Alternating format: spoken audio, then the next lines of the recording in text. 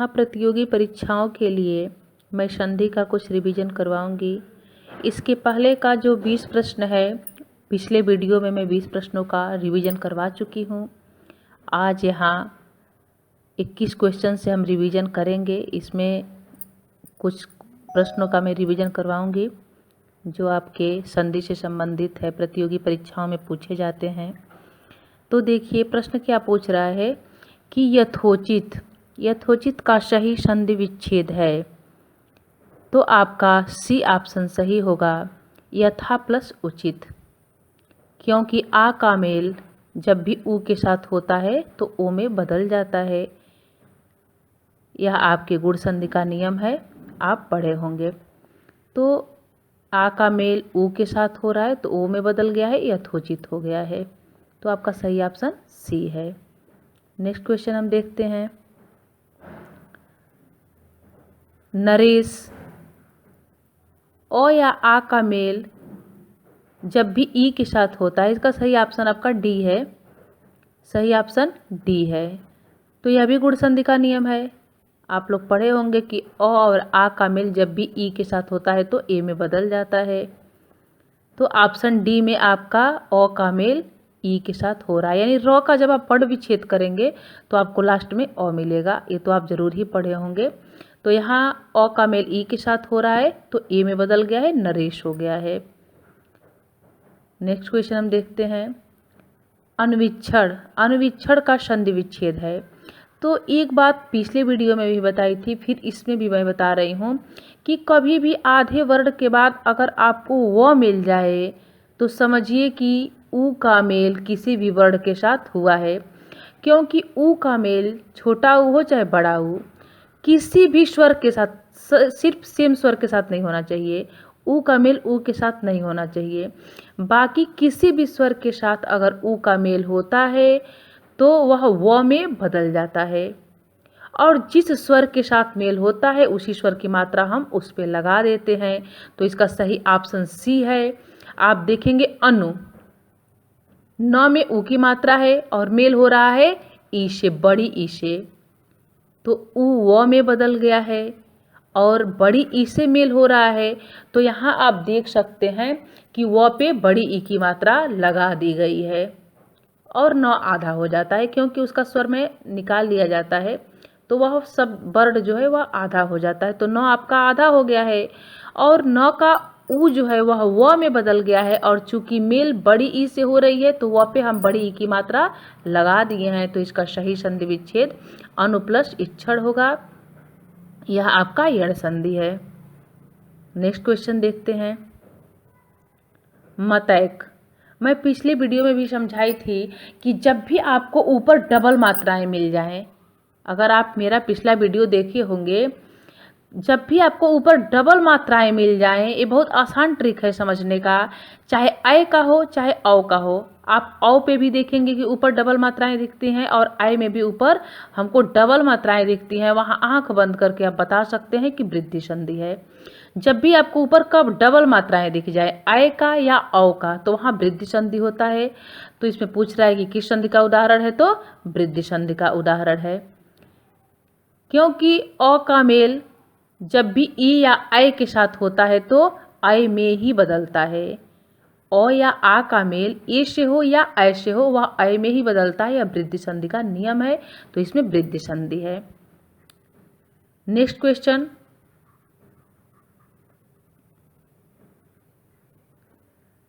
Next question आपका तथैव, same वही नियम है। इस पे भी ऊपर हमको अय की मात्राएं, डबल मात्राएं दिख रही हैं।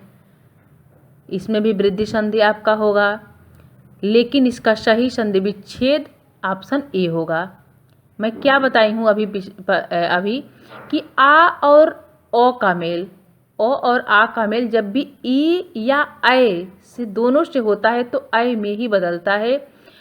तो तथा प्लस एव, यानी आ का मेल ए के साथ हो रहा है तो अय में बदल जाएगा, जो आपके वृद्धि संधि का नियम है। तो तथैव हो जाएगा। आ प्लस ए का यहाँ मेल हो रहा है तब भी अय में ही बदलेगा। नेक्स्ट क्वेश्चन हम देखते हैं। अतियुक्ति, यह भी मैं कई बार बता चुकी हूँ, इस वीडियो में भी और पिछले वीडियो में भी, कि यण संधि में अतियुक्ति है कि किसी भी स्वर का मेल ई स्वर का मेल किसी भी स्वर के साथ होता है तो य में बदल जाता है, अपने स्वर को छोड़कर। ई का मेल ई के साथ नहीं होगा तब य में नहीं बदलेगा, और ऊ का मेल ऊ के साथ होगा तब व में नहीं बदलेगा। लेकिन फिर से एक बार समझा रही हूँ कि ई का मेल समान स्वर को छोड़कर किसी भी स्वर से होगा तो य में बदलता है, और जिस स्वर से मेल होता है उस स्वर की मात्रा उस पे हम लगा देते हैं। तो यहाँ अति प्लस उक्ति होगा, क्योंकि य पे आप देख रहे होंगे कि ऊ की मात्रा लगी हुई है। आप ऊपर संधि में देख रहे होंगे कि य पे कौन सा स्वर लगा हुआ है, तो छोटा ऊ का। तो हम अति प्लस छोटा ऊ है तो उक्ति कर देंगे, यानी ई का मेल किसी भी स्वर के साथ होगा अपना छोड़कर, ई का मेल ई के साथ नहीं होगा तब वहाँ तो दीर्घ संधि हो जाएगा। ई का मेल किसी भी असमान स्वर से होगा तो ई हमेशा य में बदल जाता है, और य पे जो स्वर लगा होता है उसी स्वर को हम उसके साथ जोड़ देते हैं। तो आप देखेंगे कि य पे छोटा ऊ की मात्रा लगा है तो हम अति प्लस उक्ति यानी छोटा ऊ यहाँ पे कर दिए हैं। यह आपका यण संधि का नियम है। आपका सी ऑप्शन सही होगा। कौन सा ऑप्शन सही होगा? सी, क्योंकि हमारे यण संधि का नियम है। नेक्स्ट क्वेश्चन हम देखते हैं। अब पूछ रहा है कि ई का मेल आ का, अभी तो यही मैं ऊपर बता रही थी कि ई का मेल किसी भी असमान स्वर से होगा तो य में बदलता है, और जिस स्वर के साथ मेल होता है वही स्वर हम जोड़ देते हैं। तो यहाँ ई का मेल आ के साथ हो रहा है तो यह पे हम आ की मात्रा लगा दिए हैं। यह भी हमारा कौन सा नियम है? यण संधि। यह भी आपका ऑप्शन सी सही है। कौन सा ऑप्शन सही है? तो सी, यह यण संधि का नियम है कि ऊ का मेल किसी भी असमान स्वर के साथ होगा तो व, और ई का मेल किसी भी असमान स्वर के साथ होगा तो य, और जिस स्वर के साथ होता है वही स्वर हम उसमें जोड़ देते हैं। नेक्स्ट क्वेश्चन हम देखते हैं। अब यह आपका विसर्ग संधि का आ गया। अब यह स्वर संधि से हम हट गए, अब विसर्ग संधि में हम आ गए कि विसर्ग का मेल जब भी च या छ से होता है, विसर्ग, आप अह की मात्रा को आप तो संधि पढ़े होंगे तो पता ही होगा कि अह की मात्रा को हम विसर्ग बोलते हैं। तो विसर्ग का मेल जब भी च या छ से होता है तो विसर्ग आधे तालव्य स में बदल जाता है। इस स को हम तालव्य स बोलते हैं। तो विसर्ग हमेशा तालव्य स में बदल जाता है, आधे तालव्य स में बदल जाता है। तो आपका ऑप्शन सी सही होगा, क्योंकि यहाँ आप देख रहे होंगे कि विसर्ग का मेल च के साथ हो रहा है। विसर्ग का मेल किसके साथ हो रहा है? च के साथ हो रहा है। तो विसर्ग आपका आधे तालव्य स में बदल गया है। आपका ऑप्शन सी सही है। यह हमारा विसर्ग संधि है। कौन सा संधि है? यह हमारा विसर्ग संधि है। अब देखते हैं नेक्स्ट क्वेश्चन। अब यहाँ दीर्घ का वर्ण विच्छेद पूछ रहा है। इसमें कोई संधि नहीं पूछ रहा है, इसमें वर्ण विच्छेद पूछ रहा है। तो सभी हम जानते हैं कि वर्ण विच्छेद करना होता है तो हम व्यंजन को आधा कर देते हैं, और जो स्वर लगा होता है उस स्वर को हम पूरा लिख देते हैं। तो द को आप आधा कर दीजिए। द में किसकी मात्रा लगी है? तो री की। तो हम द में हलंत प्लस री। अब ग है तो ग में हलंत, और ग में कोई मात्रा नहीं है, जिसमें कोई मात्रा नहीं होता उसमें हम अ जोड़ देते हैं। तो ये दीर्घ का वर्ण विच्छेद हो गया। बहुत आसान है। आपका ऑप्शन ए सही हो जाएगा। ऑप्शन ए आपका सही हो जाएगा। नेक्स्ट क्वेश्चन हम देखते हैं। बधूर्मी का संधि विच्छेद है। अब यह आपका दीर्घ संधि में आ गया। अभी मैं क्या बताई थी कि जब ऊ का मेल ऊ के साथ यानी समान स्वरों के साथ होता है तो वहाँ दीर्घ संधि फिर हो जाता है। तो आपका ऑप्शन इसका बी सही है, क्योंकि बधू प्लस उर्मी, यहाँ ऊ का मेल ऊ के साथ हो रहा है। ऊ का मेल ऊ के साथ हो रहा है।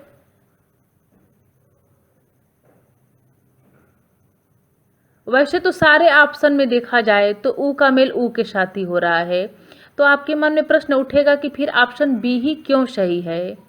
ऑप्शन बी इसलिए सही है क्योंकि पहले में बधु तो सही लिखा है कि हम बधु पे बड़ा ऊ की ही मात्रा देते हैं, लेकिन उर्मी, उर्मी में हमेशा बड़ा ऊ होता है, छोटा ऊ नहीं होता है। उर्मी अगर हम लिखते हैं तो बड़ा ऊ होता है, तो इसमें छोटा ऊ है, इसलिए भी ऑप्शन नहीं होगा। ऑप्शन सी आपका बधु, बधु ही गलत लिखा है। वधु पे हमेशा बड़ा ऊ की मात्रा होती है और उर्मी भी हमारा गलत है। ऑप्शन डी उर्मी तो सही है लेकिन वधु हमारा गलत है, वधु नहीं होता है, वधु होता है। सब में हम वैसे देखें तो ऊ का मेल ऊ के साथ ही हो रहा है, लेकिन यहाँ शब्द विचार करना है थोड़ा सा कि क्या मात्राएं इसकी सही हैं। तो सबसे सही मात्रा आपका ऑप्शन बी का है। हम वधु लिखते हैं न कि वधु लिखते हैं, और उर्मी लिखते हैं न कि उर्मी लिखते हैं। उर्मी नहीं बोलते हैं, उर्मी। तो आपका ऑप्शन बी सही है, क्योंकि वधु शब्द भी सही है और उर्मी शब्द भी सही है। ऊ का मेल ऊ के साथ हो रहा है तो बड़ा ऊ में यानी दीर्घ में बदल जाएगा। ऑप्शन बी आपका सही है। अब इसके आगे का जो भी क्वेश्चन होगा प्रतियोगी परीक्षाओं से संबंधित, वो मैं अगले वीडियो में उसका रिवीजन करवाऊंगी।